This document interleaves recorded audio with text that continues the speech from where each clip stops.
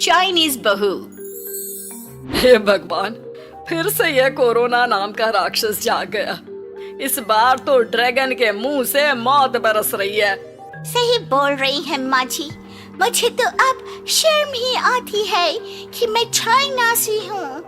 न जाने क्या क्या खाती हैं, कैसी कैसी बीमारी फैलाती हैं। अरे बहू, लेकिन वहीं से तो तू भी आई है ना मेरी लाडो। तू तो अंडा भी नहीं खाती। माँ जी, अच्छा खासा सब ठीक हो गया था, लेकिन पता नहीं कैसे ये फिर निकल कर आ गया। काश चाइना वालों को थोड़ी सी और अकल होती तो आज हम लोगों से अपने यूं जुदा ना हो रहे होते। कोरोना की नई लहर से देश में हो रही मौतों और घर में बंद रहने के कारण हमारी चाइनीज बहू बहुत दुखी होती है। उसे लगता है कि भारत में जो कुछ भी हो रहा है वो उसी के कारण हो रहा है। अब हमारी चाइनीज बहू परेशान सी रहने लगी। अरे क्या बात है मेरी चाइनीज गुड़िया, आज तू एक्सरसाइज नहीं करेगी? अरे ना तो तूने जूस पिया है। क्या हो गया लाडो? कुछ नहीं मम्मी जी, बस अच्छा नहीं लग रहा। लोग मर रहे हैं और मैं जूस पीऊं। माँ जी, चाइना से आई ये महामारी और मैं भी तो चाइना से ही आई ना। अरे अरे बेटा, ऐसा ना सोच। सास पूरी कोशिश करती कि वो चाइनीज बहू को समझाए कि इस बीमारी के लिए वो खुद को दोषी ना समझे, लेकिन माँ जी, मैं आज खाना नहीं खाऊंगी। अब सबका खाना बना दिया है। मैं कमरे में जा रही हूँ, प्लीज डिस्टर्ब मत करना। सास ने अपनी हंसती खेलती बहू का ये रूप तो कभी देखा नहीं था, लेकिन करती भी तो क्या। अगले दिन सुबह सुबह, अरे ये पूरे घर से स्वादिष्ट खाने की महक आ रही है। ये कौन है जो चाय बनने के वक्त लंच बनाकर तैयार कर रहा है? वो किचन में आती है जहाँ चाइनीज बहू ने शुद्ध वैष्णव खाना तैयार कर रखा था। अरे बहू, सोई नहीं क्या जो इस वक्त इतने प्रकार का खाना बना लिया? हाँ हाँ माँ जी, क्या करे, जब दिल में बोझ हो तो नींद नहीं आती। तभी तो मैंने सोचा मैं गरीब और जरूरतमंद लोगों को खाना पहुँचा दूंगी। वो ढेर सारा खाना रोज बनाती और गरीब और बेसहारा लोगों में बांटती। क्या कर रही है बहू? कितने दिनों से देख रही हूँ तू अच्छे से सोती भी नहीं है। क्यों कर रही है लाडो? क्या करूँ माँ जी, मेरे देश के लोग जीवन की लड़ाई लड़ रहे हैं और मैं सो जाऊं, मुझसे नहीं होता। एक दिन चाइनीज बहू पीपीटी किट पहनकर खड़ी होती है। अरे ये क्या बेटा, खाना देने जा रही है या लड़ाई लड़ने?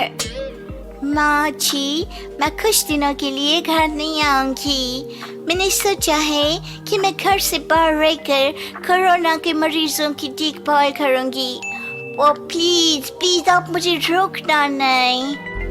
नहीं नहीं बहू, ये तो तूने बहुत ही नेक काम सोचा है। बस बेटा तू अपना ख्याल रखना। बहू वहाँ से चली जाती है, लेकिन सास की रोज फोन पर बहू से बात होती। घर पर क्या है माँ, क्यों भेज दिया तूने उसे? बाहर कितना खतरा है, उसे कुछ हो गया तो? अरे बिल्कुल चिंता ना कर, उसने सारे नियम कायदे को फॉलो किया है। अरे वो बिल्कुल ठीक रहेगी। और अगर मैं उसे मना कर देती ना तो उसकी अंतरात्मा उसे सोने नहीं देती। तू तो सारा दिन घर से ऑफिस का काम करता, लेकिन मैंने देखा है उसे कितना परेशान रहती थी कुछ दिनों से। हाँ वो भी है। उधर चाइनीज बहू लोगों का खूब ख्याल रखती, उन लोगों तक खाना पहुंचाती, उनके बच्चों की देखभाल करती। एक दिन बहू अपनी सोशल साइट देख रही थी तो उसे दिखता है कि एक आदमी ने बच्चों की देखभाल के लिए पोस्ट डाली है। बहू उसे फोन करती है। मैं आपकी कोई मदद कर सकती हूँ, प्लीज बताओ। दूसरी तरफ से आवाज आती है। मैं और मेरी बीवी दोनों ही कोरोना से पीड़ित हैं। हम लोगों के बच्चों को देखने के लिए कोई नहीं है, प्लीज हमारी मदद करो। हाँ हाँ बिल्कुल, आप परेशान ना हो, मैं आ रही हूँ, मुझे आपका एड्रेस बताओ। वो आदमी बहू को पता लिखवाता है, वहाँ वो पहुँच जाती है। ओह, ये किसे बुला लिया आपने? ये तो चाइनीज है, इसी के कारण तो हम लोगों का देश इस परेशानी से जूझ रहा है। अरे पर ये तो हिंदी में बात कर रही थी। तभी बीवी की ऑक्सीजन लेवल गिरने लगती है। ये क्या हो रहा है? आप टेंशन क्यों ले रहे हैं? जल्दी से इन्हें अस्पताल लेकर जाइए। रुकिए, मैं आपको एक अस्पताल में बेड भी दिला देती हूँ। वो मेरे अंकल का अस्पताल है।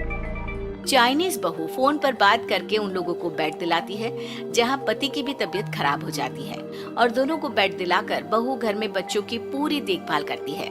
सास का बहू पर फोन आता है। अरे मेरी चाइनीज गुड़िया, कैसी है रे तू? अरे माँ, पीछे की गली में ही हूँ मैं। वो खालिया लोग है ना, उन दोनों हस्बैंड वाइफ को कोरोना हो गया था। मैंने उन लोगों को श्रीवास्तव अंकल के अस्पताल में भर्ती करवा दिया है और अब मैं नमाज ही उन दोनों बच्चों का ख्याल रख रही हूँ। अरे जीती रहे बेटा, कोई जरूरत हो तो बता देना। नहीं माँ जी, सब कंट्रोल में है। बस इन बच्चों के माँ बाप ठीक होकर घर आ जाए। अच्छा माँ, इन लोगों के घर का फोन बज रहा है, मैं आपको थोड़ी देर बाद कॉल करती हूँ। लैंडलाइन में घर के मालिक का फोन था। हम लोगों की जिंदगी का कोई भरोसा नहीं है। यहाँ इलाज महंगा है और हम लोगों के पास पैसे नहीं है। जितना इलाज हो सकेगा उतना ही होगा। हमारे बाद प्लीज आप हमारे बच्चों को संभाल लेना। नहीं, ऐसे मत बोलिए, मैं अस्पताल वालों से बात करती हूँ। बहू अपनी बैंक से अस्पताल वालों को पैसे दे देती है और फोन पर कहती है, हनी आप लोगों के अकाउंट में पैसे डाल दिए हैं। इन दोनों का अच्छे से इलाज होना चाहिए। पैसे की जरूरत होगी तो मैं और डाल दूंगी। सारा दिन बहू कोरोना पेशेंट के बच्चों को देखती, रात में ढेर सारा खाना पैक करके जरूरतमंदों में बांटती। सोशल साइट्स के जरिए भी वो लोगों से जुड़कर उनकी मदद करती। फिर एक दिन घर का मालिक और उसकी बीवी ठीक होकर घर आ जाते हैं। आपका बहुत बहुत शुक्रिया, मैं आपकी पाई लौटा दूंगा। भाई नहीं, पैसा दिया था, लेकिन वो जब आप बिल्कुल ठीक हो जाना तो कमा कर दे देना, कोई बात नहीं। दोनों पति पत्नी चाइनीज बहू का शुक्रिया अदा करते हैं। आप तो हम लोगों के लिए भगवान की तरह है, आपका बहुत बहुत शुक्रिया। चाइनीज बहू बहुत खुश हो जाती है। वो घर आकर सास को पूरी बात बताती है। देख मेरी चाइनीज गुड़िया, तुझे चाइना का होने पर अफसोस था ना, लेकिन तूने सच्चे दिल से लोगों की सेवा करके ये बता दिया कि बेटी कहीं की भी क्यों ना हो, ससुराल आकर वो ससुराल के रंग में ही रंग जाती है। अब तो तू मेरी भारतीय बहू है। हाँ।